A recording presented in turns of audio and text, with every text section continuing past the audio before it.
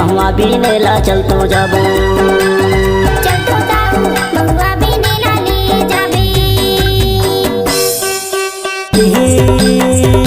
DJ Dinesh Kumar छोटेपत्री Mohgaon. बाई पतेरा के महुआला बीने आबो, चल तो बीने आबोगा पतेरा के महुआला बीने आबो।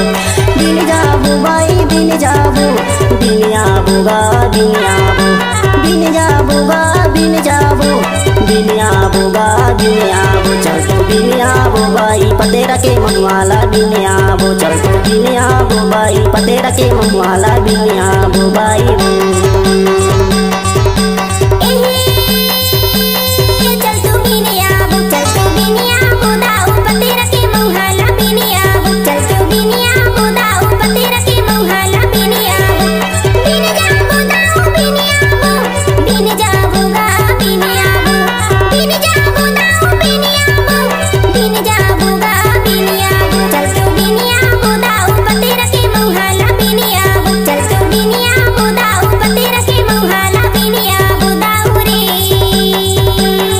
दिनेश कुमार छोटेपत्री मोहगांव।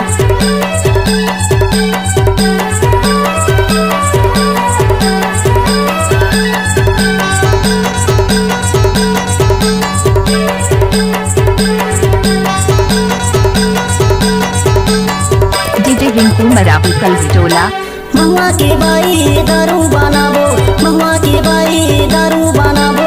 खटिया में बैठ के दोनों जने पीबो, बीने आबो चल तो बीने आबो बाई पतेरा के महुआला बीने आबो। चल तो बीने आबो बाई पतेरा के महुआला बीने आबो बाई।